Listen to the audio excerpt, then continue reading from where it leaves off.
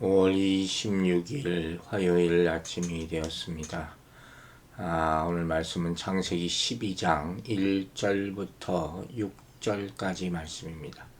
창세기 12장 1절부터 6절까지 말씀, 먼저 1절 말씀부터 보도록 하겠습니다.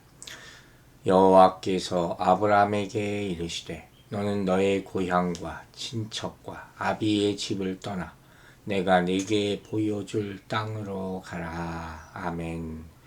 자, 드디어 창세기 12장이 시작되었습니다. 이제부터 이 아브라함의 이야기, 하나님의 택함 받은 이 사람에 대해서 성경은 설명합니다. 1장에서 11장까지와는 다르게 12장은 한 가족의 이야기를 길게 기록하고 있는 것이 특징이다 할 수 있겠습니다.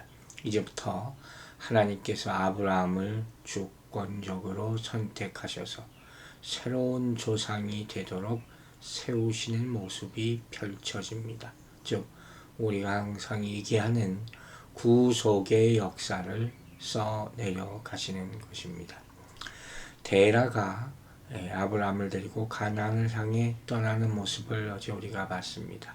이미 하나님은 인간을 구원하시기 위한 역사적인 개입을 계획하시고 시작하신 것이, 그리고 하란에서 우상을 섬기던 데라가 죽자 기다렸다는 듯이 하나님은 이제 그 구원의 역사를 시작해 나가십니다. 아브라함을 통해서. 여러분, 우리 신자들은 아브라함처럼 하나님 나라의 복을 약속받은 자이며 또한 이미 누리는 자라 하는 사실을 믿으시기 바랍니다.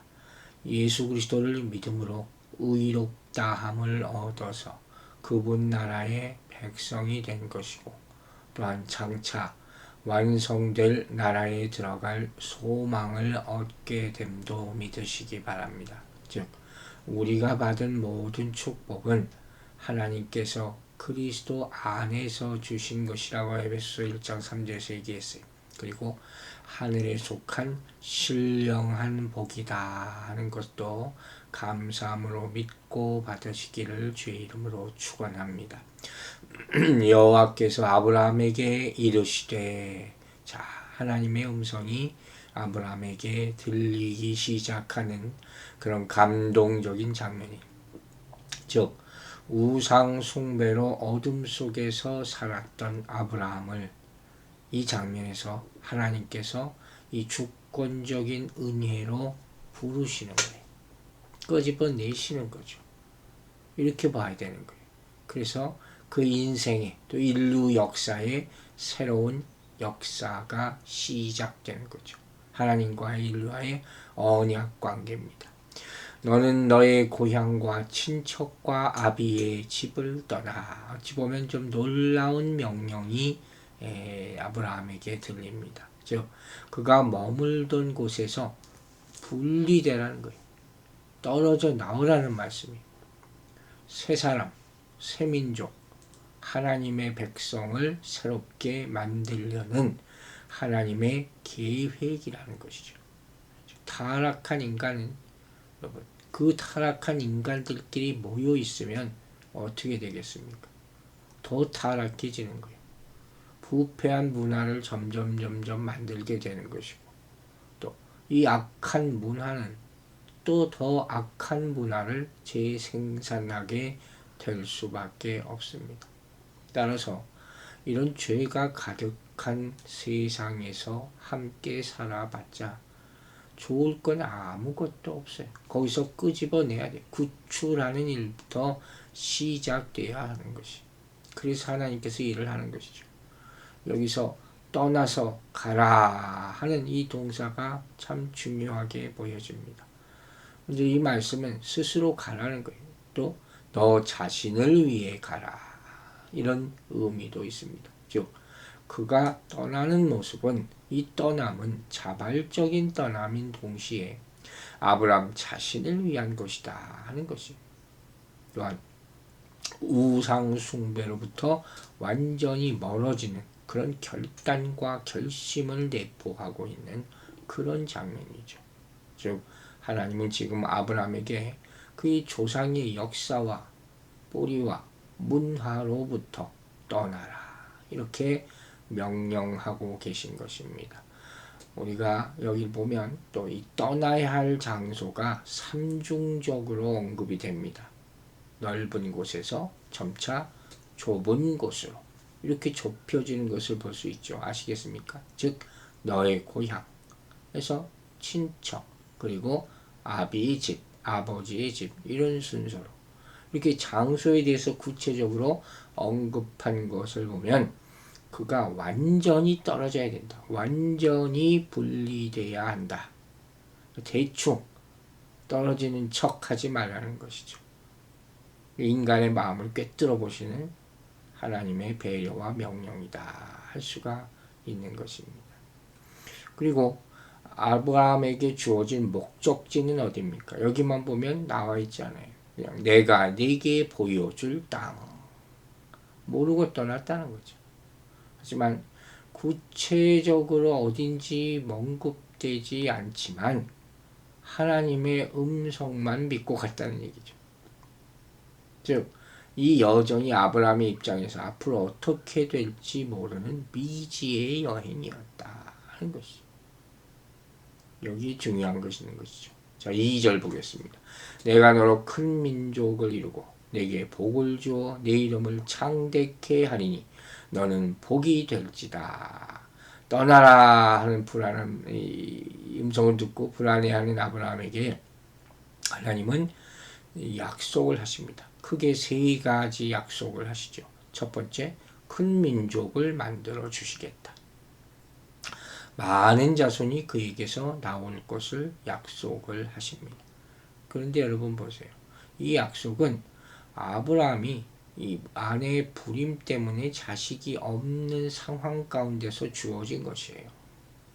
결국 이 문제는 하나님이 초자연적인 방법으로 그 약속을 이루어 주실 것이다 하는 것을 예고한 것이다 생각할 수 있습니다. 두 번째, 아브라함에게 복을 주시고 그의 이름을 창대하게 크게 하시겠다 이렇게 약속하셨어요.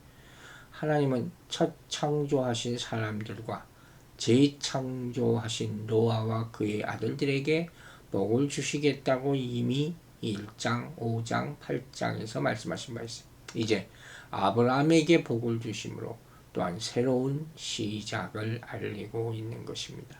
여기서 이름을 크게 하신다 하는 것은 바벨탑법 사건에서 사람들이 어떻게 했습니까?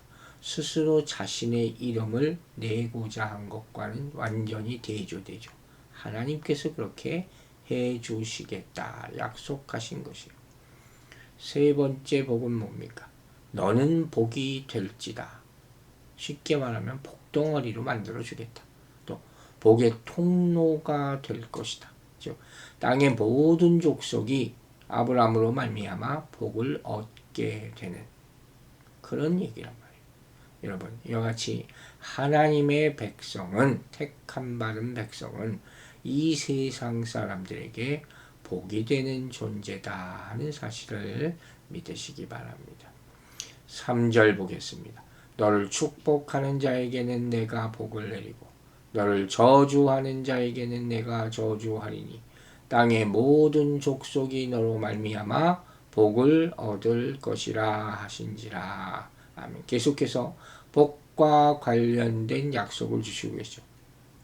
이 말씀은 복과 저주의 주권을 하나님이 가지고 계신데 이 하나님께서 친히 아브라함을 어떻게 하신다? 보호하신다 하는 의미를 내포하고 있는 거예요. 또 땅의 모든 족속이 너로 말미암아 복을 얻을 것이다 하는 약속도 주셨어요.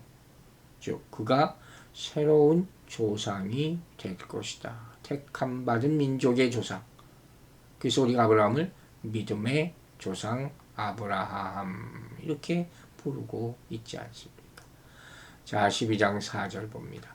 이 아브라함이 여호와의 말씀을 따라갔고 롯도 그와 함께 갔으며 아브라함이 하란을 떠날 때 75세였더라. 자, 아브라함이 여호와의 말씀을 따라갔고, 자, 이 말씀에 큰 우리는 은혜를 받습니다. 즉, 이 말씀에는 하나님 말씀에 대한 아브라함의 순종이 나타나고 있기 때문이에요. 하나님의 말씀이 주어지자 그는 바로 행동으로 옮깁니다. 조금도 주저할 모습이 나타나지 않아요. 이것은 이 아브라함이 하나님의 복된 명령과 약속을 믿고 철저히 순종했다는 것이죠. 그것을 보여주는 것이죠. 그리고 행동은 하나님께서 말씀하신 바를 따른 것이었다. 노아의 모습과도 아주 유사한 순종의 모습이죠. 여러분, 이와 같이 하나님의 백성은 늘 하나님의 말씀을 따라서 행동해야 될 줄로 믿습니다. 또한 우리의 행동이 하나님의 말씀보다 앞서가지 않도록 조심해야 될 것입니다. 믿는다고 한다면 반드시 그 믿음이 신뢰와 순종으로 나타나게 되어 있는 것이. 또한 여기서 조카 롯의 모습이 등장합니다. 그가 아브람과 함께 갔다는 거죠. 여기까지 보면 아주 조카 롯이 아브람과 긴밀한 관계를 가지고 있음을 알 수 있습니다. 출발은 좋을 수 있습니다. 그리고 마지막으로 아브람이 하란을 떠날 때 나이가 어쨌든 75세였다. 적지 않은 나이죠. 그럼에도 불구하고 그는 결단하고 순종했다. 그때 정도 되면 그냥 편하게 살지 할 수 있는 나이래요. 그러나 아브라함은 하나님의 음성에 조금도 나태하지 않고 망설이지 않았다는 거예요. 여러분, 말씀을 따라 순종할 때, 즉 하나님의 음성을 들을 때 다른 조건, 다른 상황, 이것은 순종을 방해하는 요소지만 우리는 그렇게 해서는 안 된다는 거예요. 말씀에 따라 순종하는 것이 바로 그 얘기예요. 즉 참된 믿음은 우리가 비용을 지불해야 되는 거예요. 그러나 조건과 상황에 매이지는 말아야 되는 것이에요. 믿는다고 하면서 주를 위해 헌신하고 포기하고 희생하고 세상으로부터 완전히 돌아서는 모습이 수반되지 않는다면 그 믿음은 진짜가 아니라고 할 수 있는 것입니다. 5절 읽겠습니다. 아브라함이 그의 아내 사라와 조카 롯과 하란에서 모은 모든 소유와 얻은 사람을 이끌고 가나안 땅으로 가려고 떠나서 마침내 가나안 땅에 들어갔더라. 그가 하란에서 모은 모든 소유와 얻은 사람들을 다 가지고 갔어요. 일단 그가 상당한 재산을 보유하고 있었다 하는 것을 보여주죠. 근데 그것을 다 가지고 떠났다는 것은 뭐예요? 거기에 욕심이 있어서 가지고 갔다는 것이 아니라 하나님의 일에 모든 것을 다 바쳤다는 거예요. 이렇게 하는데 망설이고 눈치 보고 상황 살펴보고 그런 게 아니죠. 음성이 들렸으면 바로 시작하고 바로 결단하는 거죠. 데라는 우르를 떠나서 가나안 땅으로 가려 했죠. 그러나 결국 하란에 머물렀다고 11장 31절에 나왔지 않습니까? 그러나 아브라함은 뭐가 달라요? 하란을 떠나서 가나안 땅으로 갑니다. 마침내 가나안 땅으로 들어갑니다. 결단하는 자만이 천국에 들어갈 수 있는 거예요. 여기서 떠났다 하는 말과 들어갔다 하는 말은 이스라엘 민족이 이집트에서 나가는 거, 애굽에서 나가서 가나안 땅으로 들어갔다는 거 묘사할 때도 똑같이 쓰인다는 거예요. 아브라함의 나감과 이스라엘의 나감은 다 어디가 목표입니까? 가나안이 목표였다는 것이죠. 우리는 이것을 보면서 이 책을 봐야 되는 것이죠. 그러므로 아브라함이 나간 것은 애굽에서 나간 것, 출애굽과도 비교가 되는 것이죠. 그래서 혹자는 이 모습을 출하란, 하란으로부터 떠나는 것, 이렇게도 표현합니다. 그만큼 이 우상 섬기는 어둠의 지역으로부터, 그 장소로부터 떠나는 것이 중요하다. 마침내 가나안 땅에 들어갔다라고 했어요. 마침내 하나님의 뜻이 이루어진 것입니다. 아멘이죠. 6절입니다. 아브라함이 그 땅을 지나 세겜 땅 모래 상수리 나무에 이르니 그때 가나안 사람이 그 땅에 거주하였더라. 자, 가나안 땅에 들어간 아브라함은 그 땅을 지나 세겜 땅 모래 상수리 나무라는 곳에 이릅니다. 그리고 그때 가나안 사람이 그 땅에 거주했다. 이미 이 가나안 땅에 다른 사람이 살고 있었다 하는 것이에요. 그럼 어쩌겠습니까? 평탄하지 않겠다 하는 것을 암시해 주죠. 그러나 아브라함이 가지고 있는 믿음은 이미 다른 이방 사람이 살고 있었던 땅이라는 어려움에 봉착해도 조금도 흔들리지 않는 믿음이었다 하는 것이에요. 선교사님들을 보면 그곳에 완전히 새로운 곳에 향해 가서 그곳에서 정말로 그곳 문화와 모든 삶에 맞게 살라고 노력을 하고 옛날의 삶을 완전히 버리고 삽니다. 그래서 그곳에 하나님의 나라를 건설하려고 애쓰는 것이 우리가 참으로 하나님의 믿음대로 산다는 것이 무엇인지 깊이 묵상하고 하나님의 음성대로 순종하는 하루가 되기를 주의 이름으로 축원합니다. 기도하겠습니다. 아버지 하나님, 오늘도 하나님의 말씀을 듣게 하심을 감사드립니다. 아브라함이 들은 음성을 우리가 듣게 하여 주시고 들었을 때 바로 순종하게 하여 주시옵소서.